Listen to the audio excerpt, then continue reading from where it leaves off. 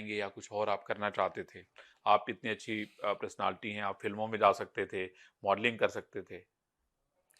देखिए, सब हो सकता था, लेकिन जब मैं कथा में आया, हुँ, उसके बाद ही कैसे आए? मतलब मैं आपसे जानना चाहता हूँ मैं कैसे एक एक हाँ, बचपन में ही मेरे पिताजी घर में जी, जी। पूजा करते थे और हमारे यहाँ पूजा पाठ का ही माहौल था। हुँ, हम लोग बचपन से ही भगवान की आरती पूजा करते थे। हुँ, मैं गैया चराने जाता था गाँव में, तो भी मैं गीता लेके जाता था। कोई धार्मिक पुस्तकें ले उस ज़माने में तो मैं कुछ भी नहीं जानता था, ना भविष्य को जानता था कि भविष्य में कल को क्या होना है। लेकिन फिर भी मैं गाय चराने जाता था और पेड़ पे चढ़ के फिर मैं गीता सुनाया करता था, कोई नहीं था दूर-दूर तक सुनने वाला। फिर भी मैं गला फाड़-फाड़ के सुनाता था, गाय ही सुनती थी, भजन सुनाता था। तो वो गौ माता ने सुना और गौ माता की कृपा से, गौ माता और गोविंद की कृपा और गुरुजनों की कृपा से आज आप सबकी सेवा का अवसर मिल रहा है। ये सब नेचुरल है मतलब इसके लिए कोई अलग से शिक्षा आपने नहीं ली, किसी कॉलेज या स्कूल में आप नहीं नहीं, गए? मैं सबसे पहले पढ़ने के लिए जी, मैं 10वीं तक तो अपने गाँव में अपने मैं 5वीं तक तो अपने गाँव में पढ़ा, सरकारी स्कूल में। जी, जी, फिर मैं 8वीं तक 10वीं तक एक स्कूल था पास में गाँव में सरकारी तक, वहाँ पढ़ा कुछ, कुछ स्कूलों में पढ़ा। जी, 10वीं के बाद फिर मैंने पिताजी से कहा कि मुझे अब वृंदावन जाना है, चूँकि मेरा जन्म स्थान जबलपुर के पास मध्य जी, जी, प्रदेश का मध्य है। प्रदेश में। फिर मेरे को पिताजी ने कहा कि बेटा, वृंदावन में अपना कोई लिंक नहीं है, कहाँ रहोगे तुम, कहाँ खाओगे, कैसे रहोगे, कैसे पढ़ोगे? हुँ, मैंने कहा मेरे को जाना है। तो 1 साल तक मैंने पढ़ाई ही नहीं की। अच्छा, पिताजी से जिद करता रहा कि मेरे को जाना है, जाना है। पिताजी बोले नहीं। फिर पिताजी बोले अच्छा ठीक है तुम जिद कर रहे हो तो चलेंगे, लेकिन उस समय जबलपुर से यहाँ तक आने का किराया नहीं था। तो गरीबी इस तरह थी कि मैं बचपन में भीख मांगता था गांव-गांव में, घर-घर जाके। तो किराया ना होने से, व्यवस्थाएं ना होने से मैं 1 साल तक आया नहीं, तो मैं 1 साल कुछ भी नहीं पढ़ा, केवल गैया चराता रहा। लेकिन था मेरे मन में कि मैं पढ़ूंगा तो वृंदावन में ही पढ़ूंगा। फिर मैं वृंदावन 2006 17 जुलाई 2006 में मैं आया। जी, और जब यहाँ आया तो मैंने वृंदावन में पढ़ाई स्टार्ट की।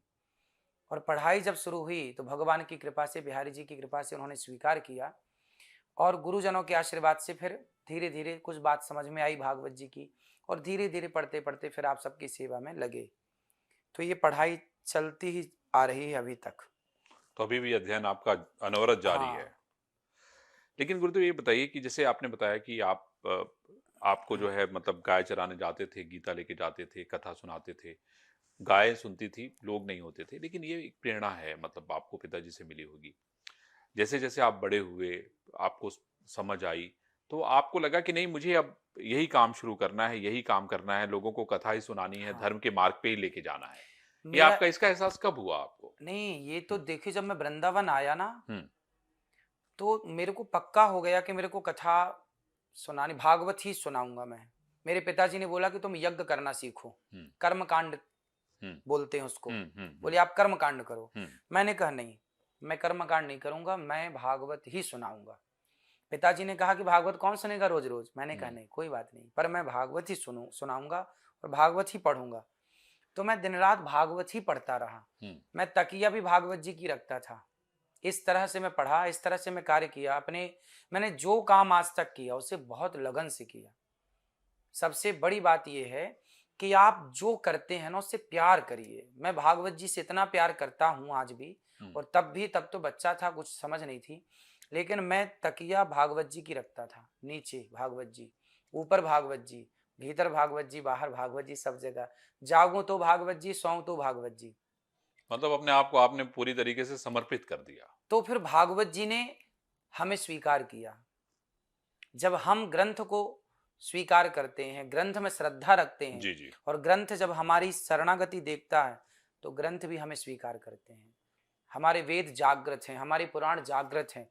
कोई केवल लिखे काला अक्षर नहीं है, जी। वो जागृत हैं। कृष्ण प्रत्यक्षः कृष्ण एव ही, साक्षात श्री कृष्ण ही भागवत हैं। तो उन्होंने मुझे फिर स्वीकार किया और फिर भागवत जी के कुछ अक्षर पढ़े। उसके बाद फिर कथा शुरू की। और मेरा एक ही लक्ष्य था, भागवत सुनाना, दूसरा कोई था ही नहीं। दूसरा लक्ष्य तो होता तो मैं पहली भटक जाता। गुरुदेव इतनी चर्चा कैसे शुरू हो गई? मतलब आप इतने बड़े संत, महात्मा दुनिया भर में मैं देखता हूँ गजब की फैन फॉलोइंग है। महिलाएँ तो आपके लिए मतलब कितने घंटों-घंटों खड़ी रहती हैं। कुछ भी सवाल पूछती हैं, आप उसका जवाब भी देते हैं, रास्ता बताते हैं। रास्ता देखिए ऐसा है ना कि लोग बहुत सारे प्रश्नों से उलझे रहते हैं। जी। ईश्वर है तो दिखता क्यों नहीं, हुँ, और शंख क्यों बजाते हैं, घंटी क्यों बजाते हैं, हुँ, ये क्यों करते हैं, हुँ, वो ये सामान्य क्वेश्चन है। हुँ, इनका उत्तर उन्हें देने वाला कोई था नहीं। अब कहाँ जाएं, बड़े बड़े संतों के पास जाएं तो वो किस तरह बात करें, हुँ, उन्हें संकोच लगता था। हुँ, पर यहाँ फिर क्या हुआ, उन्हें खुला मंच मिला हुँ, कि आप निसंकोच आइए, हुँ, अपनी बात रखिए, हम आपसे जो बनेगा।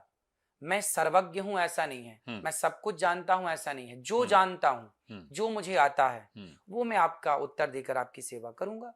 तो इस तरह से लोग आते हैं और अपने प्रश्न रखते हैं, और जो बनता है आपको आनंद भी आता है उसमें। अच्छा है। इसी बहाने लोगों को ज्ञान भी मिल जाता है, थोड़ा हंस लेते हैं। अच्छा गुरुदेव ये बताइए कि जब आपको गीता, धर्म, कृष्ण इन सारे में जब आप रम गए, तो गृहस्थ जीवन में कैसे चले गए आप? आप क्योंकि उसका उसका कैसे संयोग बन गया? क्योंकि हमारे यहाँ पे आध्यात्म का मतलब ये नहीं है कि आप गृहस्थ ना हो। वशिष्ठ जी राम के गुरु हैं, हुँ, वो भी गृहस्थ हैं, माता अरुंधति उनकी पत्नी है। भगवान राम गृहस्थ है, माता सीता उनकी पत्नी है। तो हमारे यहाँ तो सारे ऋषि, अधिकाधिक ऋषि जी। गृहस्थ हुए हैं। जहाँ भगवान श्री कृष्ण पढ़ने गए सांदीपनि जी के यहाँ, हुँ, वो सांदीपनि जी गृहस्थ थे। सुदामा और श्री कृष्ण जहाँ पढ़े हुँ, उज्जैन में, वो गृहस्थ थे। तो हमारे यहाँ ऋषि परंपरा रही है और वो गृहस्थ परंपरा रही है। गृहस्थ में रह के आप जो कार्य करें वो समर्पण भाव से प्रभु के लिए करें। तो मैं गृहस्थ में रह करके जो सेवा करता हूँ, आज गौरी गोपाल आश्रम में 275 285 माताएं हुँ। और लगभग 30,000 लोगों का पर डे भोजन निःशुल्क, ये गृहस्थ में रह के ही संभव है। तो ये किसने इसमें इसमें अगुवा कौन बना? कैसे जो है आपने अपनी जो है अर्धांगिनी है उनको पसंद किया? क्योंकि मैं तो कुछ कुछ पता किसी को है नहीं, तो मैंने कहा कि मैं तो ये सवाल पूछूँगा गुरुदेव से। तो हम लोगों का तो माता पिता की राजी मर्जी से विवाह हुआ। अच्छा, जो परंपरा थी वही परंपरा को फॉलो किया गया है। अच्छा उसी को फ़ॉलो हाँ आपने किया और बिल्कुल। पिताजी ने जो तय कर दिया आपने उसको हाँ, मान लिया। माताजी ने, पिताजी ने जो देखा, जो तय किया, जो उन्होंने कहा उन्हीं के रास्ते पर चले और विवाह हुआ। और हमारी पत्नी के आने के बाद, जैसे कहते हैं ना घर में लक्ष्मी आती है हुँ, हुँ, तो सब बरकत होती है, हुँ, उसी तरह जब हमारी पत्नी आई तो निश्चित ही उनके आने से एक नया, हुँ। एक नया रास्ता दिखा। बिल्कुल बिल्कुल, तो ये, कहते हैं वो बहुत अच्छा भजन गाती हैं। हाँ, जो भी है भगवान का प्रसाद है, उनके पास भी जो गाती हैं, आप लोग पसंद करते हैं, हुँ। यही कृपा है। अच्छा गुरुदेव अभी मैं देख रहा हूँ कि क्या बोलते हैं आपके फॉलोअर जो है बहुत हो गए हैं, मिलियन और वो विलियन की तरफ बढ़ रहे हैं। तो ये सारी चीज़ें, ये टेक्नीक इतनी सारी आपने चीज़ें जो अब हो रही हैं जिससे आपकी लोकप्रियता लगातार बढ़ रही है। तो ये सारी चीज़ें कैसे ऑर्गेनाइज़ किया आपने? लोगों के मन में ये सवाल होता होगा कि भई गुरुदेव तो कल आए हैं और आज दुनिया भर में उनका नाम हो रहा है, डंका बज रहा है, हैं? दुनिया भर के जो फॉलोअर्स हैं वो भारत आना चाहते हैं, आपसे मिलना चाहते हैं, आपसे सवाल करना चाहते हैं, आपके साथ पिक्चर खिंचाना चाहते हैं, है ना? देखिए, सेवा में बहुत बड़ी शक्ति है। हुँ, हमारे यहाँ श्रवण को क्यों जानते हैं? हुँ, सारी दुनिया जानती है। जी। हम भारतीय तो जानते ही हैं। हाँ, हाँ, नहीं दुनिया जानती है। और श्रवण को क्यों जानते हैं? हुँ, श्रवण जैसे पुत्रों के बल पर ही इस देश का नाम विश्वगुरु हुआ। हुँ, हम विश्वगुरु क्यों बने? हमारे पास सोने की चिड़िया थी, हम पैसे वाले थे भारत, इसलिए विश्वगुरु नहीं था भारत, पैसे के बल पर। जी। हमारे संस्कारों के बल पर हम विश्वगुरु थे। संस्कार क्या? श्रवण कुमार जैसा संस्कार, जो अपने माँ बाप के लिए इतना समर्पित है। राम जैसे संस्कार के, माँ ने कहा कि वनवास जाना है, पलट कर एक बार भी नहीं कहा माँ मेरी गलती क्या है, क्यों जाऊं वनवास। एक बार पूछते तो राम जी क्यों जाऊं, क्या गलती है मेरी? नहीं, माँ ने कहा है हुँ, तो जाना है। ये जो मातृदेवो भव, हुँ, पितृदेवो भव, हुँ, देखिए वेद के 4 वाक्य हैं। जी, मातृदेवो भव, पितृदेवो भव, अतिथि देवो भव, आचार्य देवो भव। जी, 4 वाक्य हैं वेद के, यहां से वेद प्रारंभ होता है। जी, अब इन चारों को भी ये दास अनिरुद्ध ने फॉलो किया। मातृदेवो भव, मैं माओ की सेवा करता हूँ। गौरी गोपाल आश्रम में ब्राह्मण, क्षत्रिय, वैश्य, शूद्र चारों माँ है, लेकिन मैं सबके पांव दबाकर सेवा करता हूँ। आज तक मैंने किसी माँ से नहीं पूछा कि आपकी जाति क्या है। मातृदेवो भव, हुँ, पितृदेवो भव, मेरे पिता तुल्य संत जो फुटपाथ पर सोते हैं, उन संतों को भरपेट भोजन मिलता है गौरी गोपाल में, और उन संतों के लिए एक संत निवास बनाने जा रहे हैं। तीसरा, अतिथि देवो भव, गौरी गोपाल आश्रम में जितने आते हैं सब भक्तों को पेट भर भोजन, दाल चावल सब्जी रोटी फ्री में। पूरे विश्व की, पूरे भारत की सबसे बड़ी रसोइयों में 5वें नंबर की रसोई है गौरी गोपाल जी की रसोई, क्या आप बात चेक करिएगा। क्या बात। अतिथि देवो भव। और चौथा आचार्य गुरुजन। मेरे से जितना हो पड़ता है गुरुजनों की सेवा करता हूँ। आपने देखा होगा मैं ब्राह्मणों के चरण धुल के पीता हूँ, सबकी सेवा करता हूँ। तो 4 वाक्य है ना, एक व्यक्ति वो है समाज में जो केवल 4 बातें केवल वेद की बता रहा है। एक तो होता है बताना कि आपने 4 बातें याद कर ली, आपने हमें पेस्ट कर दिया, बता दिया। एक वो है जो हम बता भी रहे हैं और ये चारों को कर भी रहे हैं।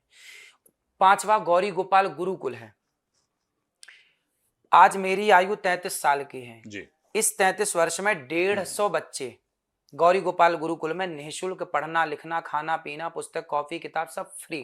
150 बच्चे जिनके माँ बाप असमर्थ हैं, गरीब परिवार के सारे बच्चे गौरी गोपाल गुरुकुल में रहते हैं और बच्चे पढ़ते हैं।